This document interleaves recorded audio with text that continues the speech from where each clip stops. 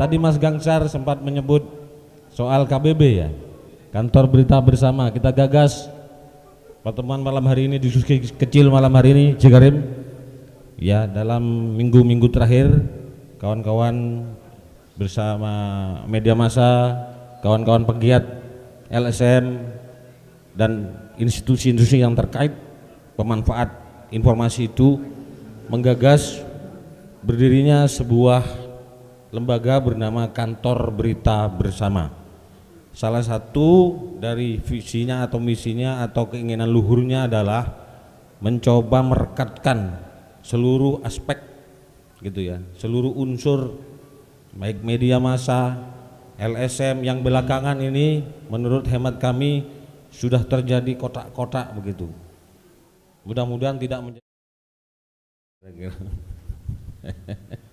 dijerakatkan dalam sebuah rumah besar yang bernama Kantor Berita Bersama. Di dalam Kantor Berita Bersama inilah menjadi rumah besar yang damai bagi kita semua. Begitu Mas Lukman, LSM, wartawan, media massa, yang pro, yang kontra ada dalam satu rumah yang damai untuk Jember baru, Jember bersatu.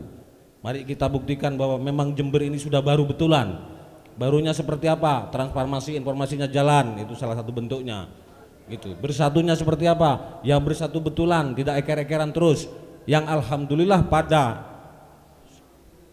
bulan Februari ya, pada bulan Februari telah didok anggaran APBD tahun 2018 berkat kesepakatan dan kesepahaman bersama serta kesadaran semua pihak. Tanggal 5 Maret gitu, tanggal 5 Maret kemarin begitu yang kita berikan simbolik. Saya bersama Mas Safa memberikan kembang untuk Bu Faida dan memberikan kembang untuk Bang Ayub. Sekali lagi tepuk tangan buat eksekutif dan legislatif Kabupaten Jember, meskipun Parlemen ini terwakili oleh Haji Karim. Gitu kira-kira. Nah, saya pikir saya mohon pendapatnya Bang Safa ini di forum ini aneh nih Bang Karim. Tidak ada lagi yang namanya pro kontra ini. Ini benar-benar forum yang Jember banget. Ini forum yang Jember banget. Ada mungkin yang kemarin masuk di kelompok kontra. Kami bersama Bang Safa ini berada di kelompok pro, kira-kira seperti itu ya. Orang menduga seperti itu, silakanlah, nggak penting itu. Mas Lukman Hakim ini juga kelompok pro. Teman-teman yang lain ini ada kelompok netral, teman saya Mas Budi dari komunitas buruh dan sebagainya. Alhamdulillah pada kesempatan ada Mas Dedi itu di pojok itu desainernya kelompok kontra itu. Berdiri Mas Dedi biar tahu ini. Ya itu premannya itu. Yang alhamdulillah pada malam hari ini bisa berutuh berada dalam satu ruangan ini dengan sejuk dan damai. Nggak ada lagi kita buktikan pada malam hari ini kita semua bersaudara. Bang Safa silakan berpendapat bagaimana sebenarnya yang terjadi soal transformasi informasi publik, karena pada periode terakhir menurut laporan KIP itu Jember masih pada urutan yang levelnya 2 dari bawah kalau nggak salah. Bagaimana itu sebetulnya terjadi dan apa sebetulnya yang terjadi? Benarkah bahwa Jember Pemkab sampai ke jajaran paling bawah itu belum terjadi transparansi publik? Kalau itu benar seperti apa? Kalau itu tidak benar seperti apa? Itu kira-kira Bang Safa mungkin bisa berpendapat. Silakan. Terima kasih. Assalamualaikum warahmatullahi wabarakatuh. Terima kasih Bang Mehmet. Perlu dikenalkan dulu, nama saya Safa Pak. Saya sering disebut Bang Safa.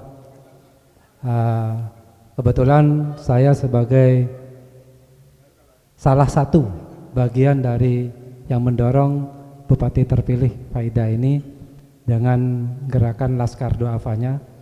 Sebenarnya Laskar Tufa Pak, tapi Tufa itu orang aneh. Enggak, itu kan 2, sehingga saya Indonesiakan aja Laskar Du'afa. Dan alhamdulillah sampai detik ini pun saya berkomitmen untuk tetap mengawal beliaunya, karena bagaimanapun juga saya yakin itu punya pola pikir yang bagus yang perlu kita dukung bersama. Cuma kondisi Jember yang baru tanggal 5 Maret kemarin lah cair hubungan antara eksekutif dan legislatif, dan itu butuh proses. Transparansi yang diharapkan 2 tahun terakhir ini sulit terwujud di Jember karena memang tidak ada hubungan yang harmonis ya. Seakan-akan dalam tanda kutip antara legislatif dan eksekutif sama-sama punya kartu truf yang akan disimpan, sehingga bentuk transparansi itu terwujud di Jember sesuai yang diinginkan oleh semua pihak. Tetapi kami berharap setelah tanggal 5 kemarin ada lagi saling mencari salah antara satu dan lain. Semuanya mari kita bangun untuk Jember bersama, kan gitu kan. Kebetulan juga Bang Karim, saya dan Mas Lukman ini ada 5 orang sebenarnya, ada 5 orang yang mendapatkan SK dari Bupati sebagai pemerhati pendidikan, di mana tugasnya itu mengawal pendidikan, menampung keluhan-keluhan dari masyarakat terhadap pendidikan. Transparansi yang kami nilai saat ini berupa laporan aja, hanya hitung-hitungan kertas, hanya hitung-hitungan di atas kertas. Anggaran sekian dihabiskan sekian terlaporkan dalam bentuk LPJ klub. Itu aja. Tetapi wujudnya pelaksanaan di lapangan itu masih perlu sekali kita lakukan lagi pembedahan gitu. Karena banyak dana-dana master, dana-dana ya, yang kadang kita tidak tahu. Seperti apa yang disampaikan oleh Kang Bisma tadi. Kita tidak mengajukan anggaran, tiba-tiba ada wujud itu, kan gitu kan. Itu real terjadi gitu. Itu real terjadi. Tetapi dalam hal ini kita tidak hanya bisa berbicara dalam tataran konteks saja, tapi bagaimana kita berbicara realita yang ada di masyarakat. Kejadian-kejadian apa yang terjadi di masyarakat. Contoh di dunia pendidikan, kita tidak pernah tahu ada seorang guru yang tiap hari dia harus menjalan, ya, tiap hari dia harus menempuh jalur yang tidak semua orang bisa untuk nyampe ke sana.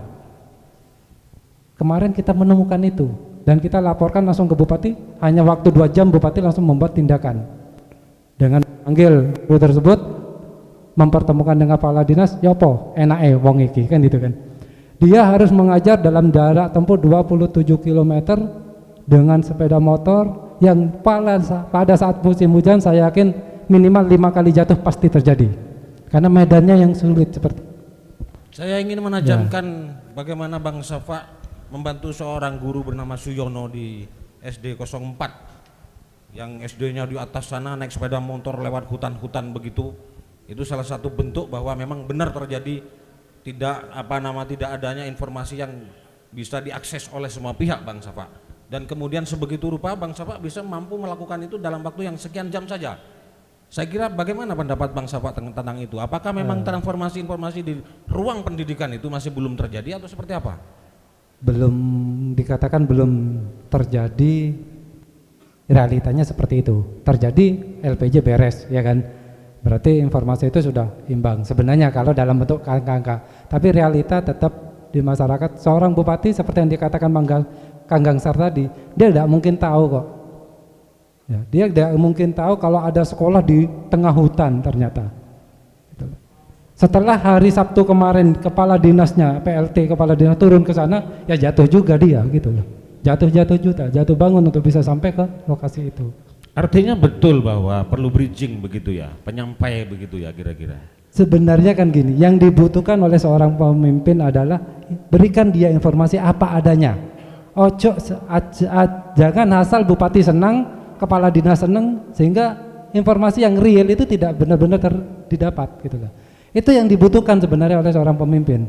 Begitu datanya itu benar, A1 komplit, ada bukti, dokumentasinya ada, baru tindakan dilakukan. Sebagai pemerhati pendidikan, bagaimana Bang Safa berpendapat apakah di ruang pendidikan itu sudah terjadi transformasi informasi publik? Sama sekali tidak. Belum.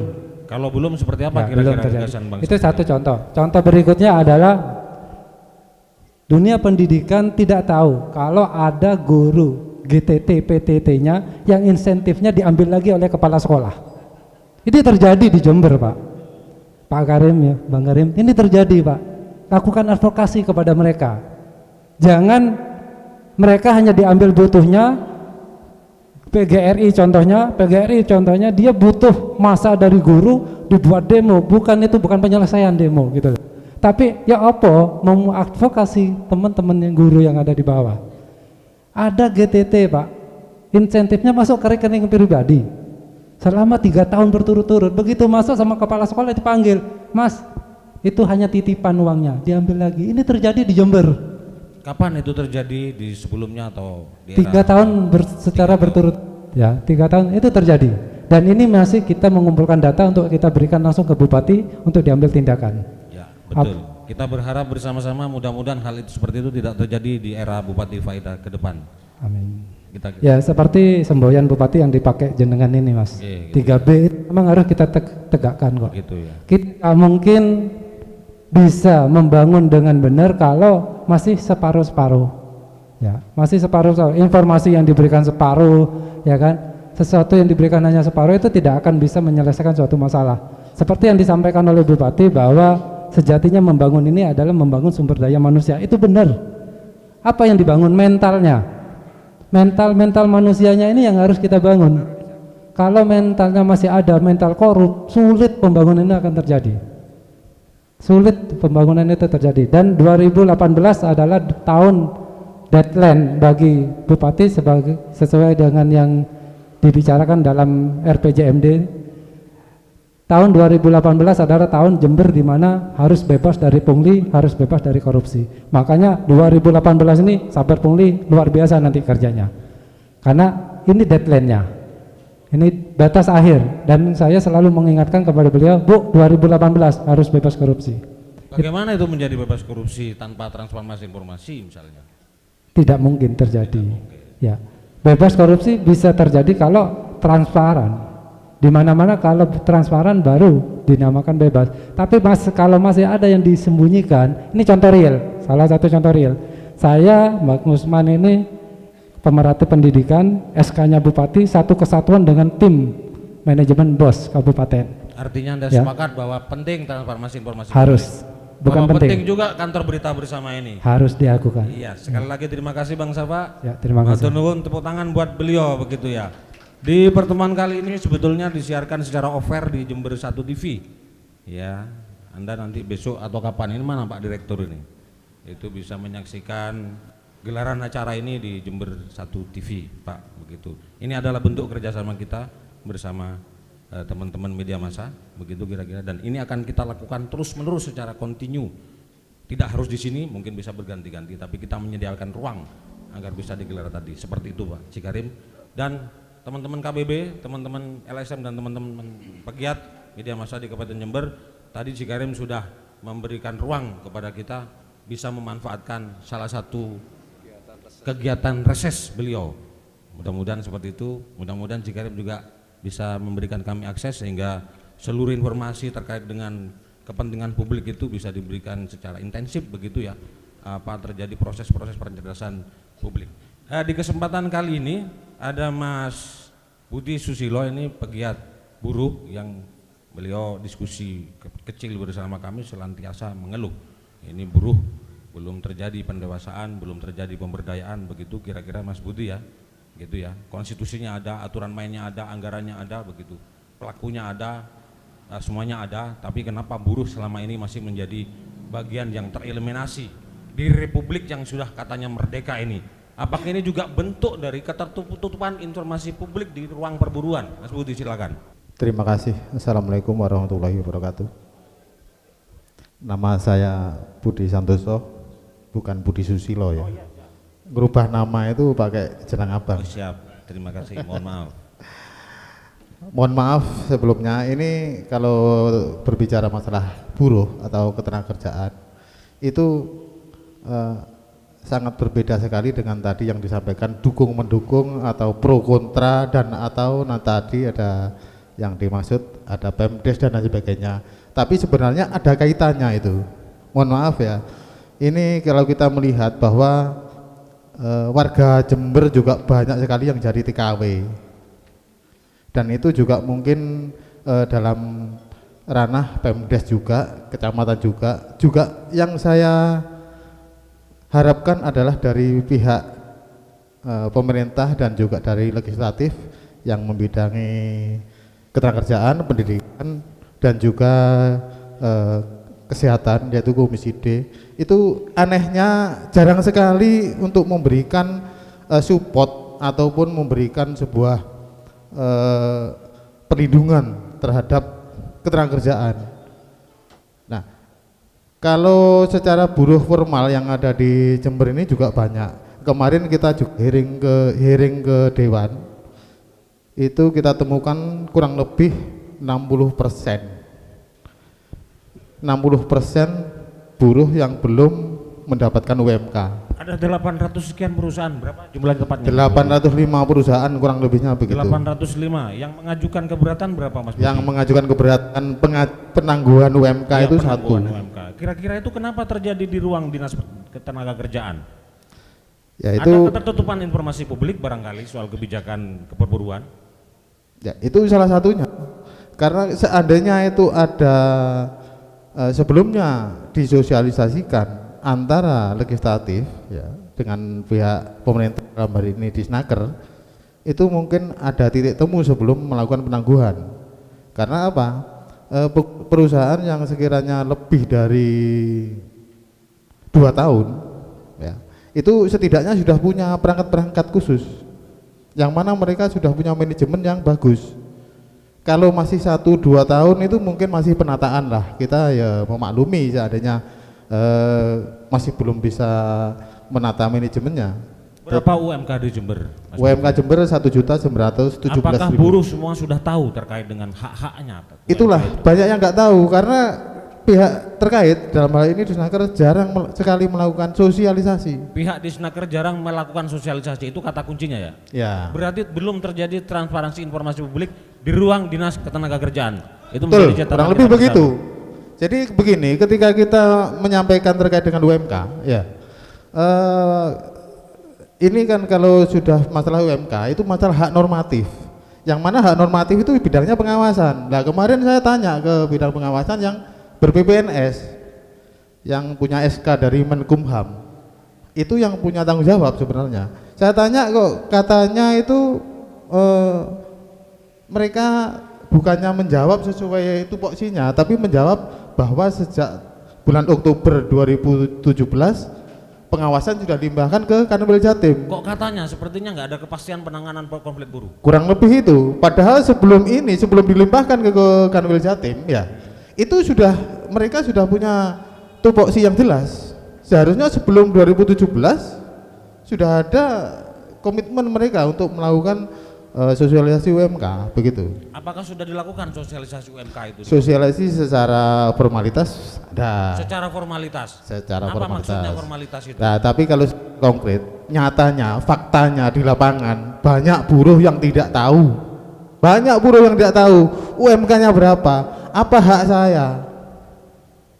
Nah, ini juga sebenarnya kita juga butuh kerjasama dari Pemdes, kecamatan, yang mana di desa juga ada perusahaannya, di kecamatan mana ada perusahaannya.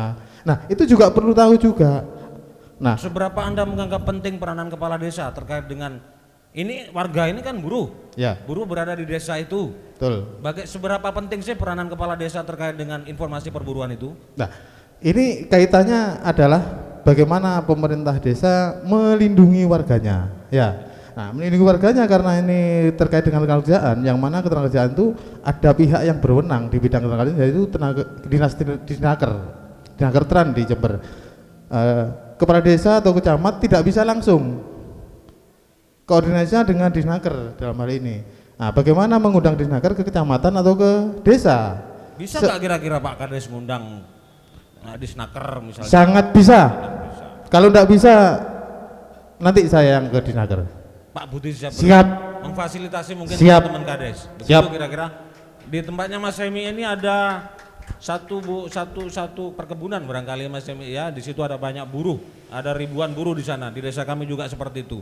Barangkali perlu pegiat-pegiat perburuan lebih proaktif lagi terkait dengan itu. Ya, Mas Budi betul. bagaimana memfasilitasi teman-teman supaya lebih Ya, bisa intinya dipahami? kita kan sebelum kita melakukan upaya-upaya itu, kita melihat karakteristik di suatu tempat itu, misalkan di desa atau kecamatan, ya kita tidak bisa serta-merta memberikan, oh ini hak normatif yang wajib diberikan, tidak seperti itu. Tapi kita harus melihat sikon di lapangan bagaimana, terus korelasi dengan Disnaker dengan perusahaan bagaimana. Artinya ada harapan nggak bahwa itu ada pemerintahan desa bekerja sama dengan perburuan seperti itu untuk bisa ikut menyelesaikan problem perburuan? Sangat bisa. Sangat bisa, Tempo ya. hari kita juga ya waktu yang kebetulan di wilayah Sumbersari juga kita koordinasi dengan camatnya juga. Gitu ya. Bentuknya seperti apa Mas Budi? Ya kita kan gini, semisal di kecamatan ya sini ikut Mangli ya. Semisal kecamatan Mangli semisal ya, ada perusahaan yang belum memberikan hak normatifnya ya. Terus kita kan semisal kita sosialisasi otomatis kita kan masuk ke wilayah kecamatan itu. Kira-kira Mas Budi setidaknya kulo nuwun kepada camat gitu. Pegiat sebagai pegiat buruh bisa nggak mendorong Pak Kades dari buruh-buruhnya dikumpulin dong bersama rekan pengusaha di sini untuk menjelasin sebuah sosialisasi UMK misalnya? Kalau dibuka keran itu oleh Pak Kades dan Pak Camat saya bisa. Kalau nggak dibuka ya maksud saya langsung nyelonong masuk. Monggo Pak Kades siap nggak kira-kira dibuka keran itu ya? Tepuk tangan sekali lagi. Pak Budi, ini ada Pak Cikarim, apa harapan Anda terhadap DPRD misalnya terkait dengan problem perburuan, konflik perburuan dari tahun ke tahun tidak pernah bisa selesai itu? Ya, mohon maaf Pak Karim sebelumnya ya. Ini sejak lama memang dari DPRD sepertinya yang saya rasakan ini memang kurang begitu responsif terhadap kondisi ketenagakerjaan. Ya. Nah, yang kami harapkan adalah bagaimana pihak DPRD bisa menekan atau tidaknya memberikan dorongan kepada Disnaker untuk menjalankan sesuai dengan tupoksinya. Yaitu apa? Ya yang di sana sudah diatur di Undang-Undang 13/2003 itu sudah diatur. Termasuk ketika serikat pekerja bergerak, yang mana serikat pekerja itu dilindungi oleh undang-undang yaitu Undang-Undang 21/2000. Di situ jelas sekali bahwa serikat pekerja dalam pasal 27 itu jelas bahwa serikat pekerja itu memperjuangkan anggotanya dan buruh yang ada di sekitar situ. Nah, di situ harapannya Pak Budi terhadap Dewan seperti apa kira-kira? Ya mudah-mudahan ke depan ya kekurangan-kekurangan wajar, saya akui banyak kekurangan. Tapi kekurangan-kekurangan itu setidaknya ke depan bisa diperbaiki, bisa setidaknya dimaksimalkan. Terutama ini ya, terjadi komunikasi aktif, bukan pasif. Dari siapa dengan siapa? Ya sesuai dengan tupoksinya aja. Ya. Jadi apakah Dewan selama ini di Jember sudah melakukan peranannya misalnya fungsi kontrol? Saya rasa belum. Saya rasa belum. Seberapa jauh Mas Budi sebagai pegiat buruh sudah melakukan komunikasi politik bersama teman-teman Dewan untuk memperjuangkan aspek perburuan? Seringkali hearing Pak, jadi sebenarnya hearing itu kalau sudah hearing tidak pernah ada tindak lanjutnya. Mbok yo dikabari kalau sudah hearing, oh Red, yang kemarin ini begini-begini. Kita kan menunggu, katanya kemarin itu seminggu, ternyata setelah seminggu kita nggak dapat kabar apa-apa. Ya, lah masuk kita langsung moro meneh di Dewan. Kita kan kerja di sebuah perusahaan kan, kita juga terikat di perusahaan juga. Nggak bisa kita meninggalkan waktu kerja untuk langsung ke DPR, itu kan harus izin. Nah harusnya mbok yo, ya ada inisiatif dari Dewan yang kasih informasi, oh yang kemarin sudah seminggu itu sekarang begini-begini. Artinya gitu. Saya meminjam lagi istilahnya Bang Safa, belum terjadinya goodwill di ruang politik, juga belum terjadinya goodwill di ruang eksekutif terkait dengan bagaimana memperjuangkan nasib buruh, seperti itu ya? Kurang lebihnya begitu. Kurang lebihnya seperti itu. Terima kasih Mas Budi, tepuk tangan buat beliau. Ya. Pegiat buruh Kabupaten Jember, mudah-mudahan terus berjuang. Kata terakhir saya begini, mudah-mudahan ya kita tidak mempermasalahkan yang sudah terjadi, yang sudah lama. Mungkin ini hanyalah sebuah proses saja. Ke depan mungkin ada sesuatu kebijakan atau sebuah gerakan atau sebuah tindakan yang lebih baik lagi. Monggo, kita kok siap kok dalam sebuah perjuangan, tidak mengenal lelah. Jadi mudah-mudahan kita tidak akan ngurek-ngurek yang sudah terjadi, diurut-urut malah gak mari-mari yang ke depan. Jadi bagaimana yang sudah terjadi itu sebagai titik tolak kita untuk melaju ke depan lebih baik lagi. Bagaimana buruh itu bisa ada sinergitas yang lebih baik, yang mana komunikasi aktif itu yang kita harapkan, sehingga ada komunikasi antara Dewan dalam hal ini yang di Komisi D di Jember ya, dengan Disnaker dengan pihak ketenagakerjaan. Komunikasi aktif berarti belum aktif, masih pasif gitu ya? Ya, begitulah kira-kira. Belum terjadi transparansi informasi publik berarti? Belum. Anda bersepakat nggak mendorong terjadinya transparansi informasi? Siap, sepakat sekali. Iya. Sekali lagi tepuk tangan buat beliau. Kalau misalnya Jikarim mau membalas pantun beliau, monggo silakan.